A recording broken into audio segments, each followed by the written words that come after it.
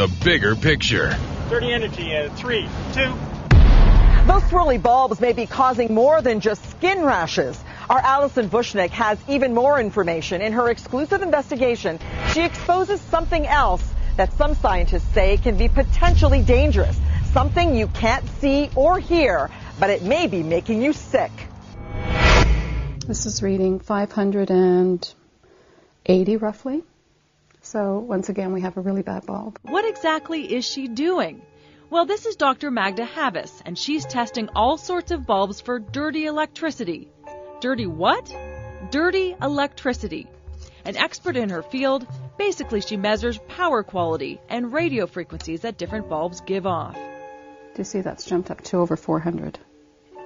So just one light bulb can give very, very high readings. And there's no way of knowing that this is worse than the others just by looking at the package. She says on her meter, for a bulb to be considered clean, it should read less than 50. A lot of people are responding negatively to these light bulbs. They get headaches, they get other body aches and pains. Some of them have difficulty sleeping, they're tired.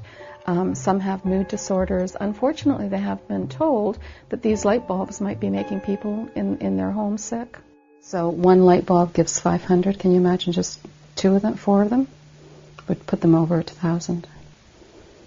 Can I turn it off yet? All this is controversial.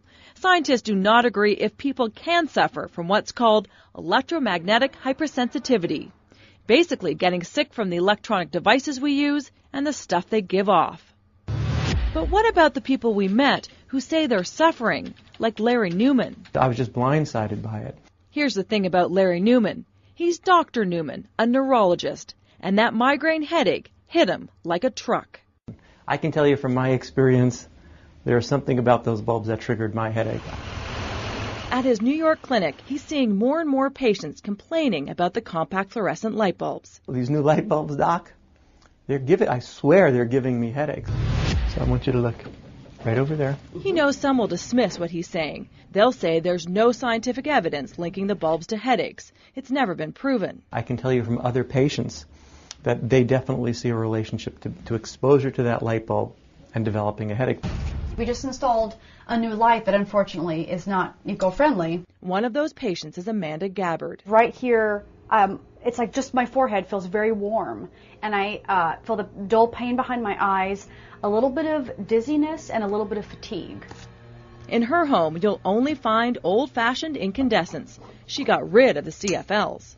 I'm very confused by it. It's kind of mind-boggling. So I think it was just a light bulb. What can it really do? And isn't it supposed to be this great thing? And it's eco-friendly and it's wonderful for the environment and everyone's doing it. Once stores start to replace their light bulbs and malls start to replace their light bulbs and everybody in their homes start to replace their light bulb, there's going to be a subset of people with migraine who may not be able to venture out until they find a way around it. Health Canada says, yes, it's true. The compact fluorescents do give off radio frequencies, but they say the amounts are safe and thousands of times below limits that have been recommended. As for the lighting companies, they say their bulbs meet industry standards and are safe. Again, no one would talk to us on camera. Health Canada has a serious responsibility, and they're not living up to that responsibility. They're right now just trying to deny that there's a problem without recognizing what they should be doing to actually investigate it rather than just deny it blindly.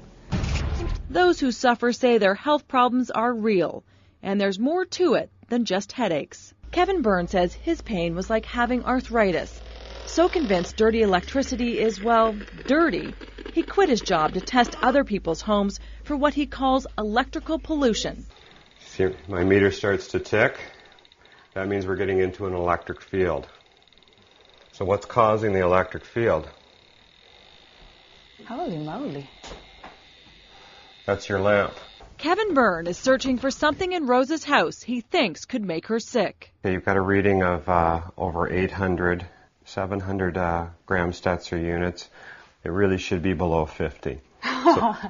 So this is measuring the amount of radio frequency radiation riding on this circuit in your bedroom, which is turning this lamp here into a radio frequency transmitter, because you have a lot of dirty electricity. There's that term, dirty electricity. It's something you'll hear Kevin say all the time.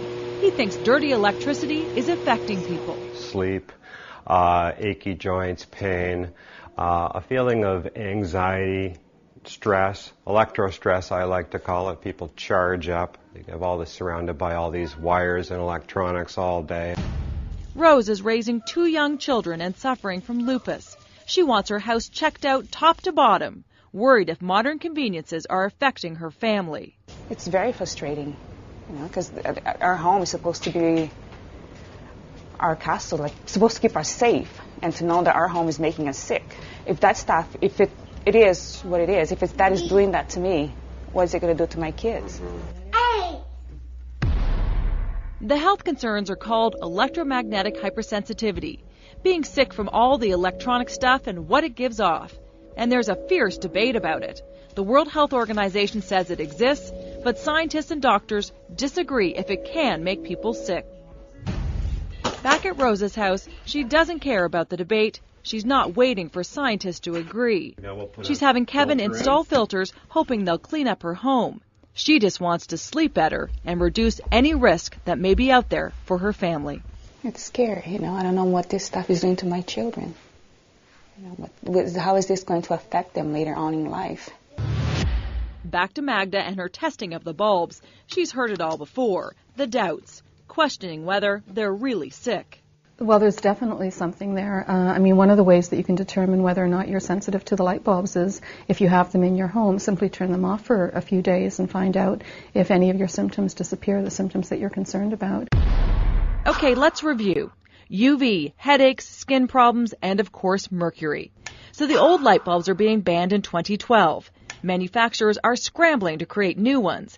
The best choice for the future may be these, LEDs, light-emitting diodes. No mercury, no health concerns, and way more efficient than the curly bulbs. But right now, it's compact fluorescence. People go to their doctors aren't aware of this as an issue. And so very often they try to treat them and nothing seems to work. And I think that's such a shame because it's such an easy thing to resolve. Health Canada still doesn't believe that dirty energy is a concern, but they now admit there are reports of some Canadians suffering headaches and depression after being exposed to CFLs. After the break on 16 by 9. I have 400 emails from Canadians saying that they're getting sick from these bulbs.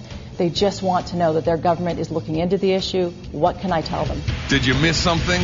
Watch our show 16 by 9 online at global16by9.com.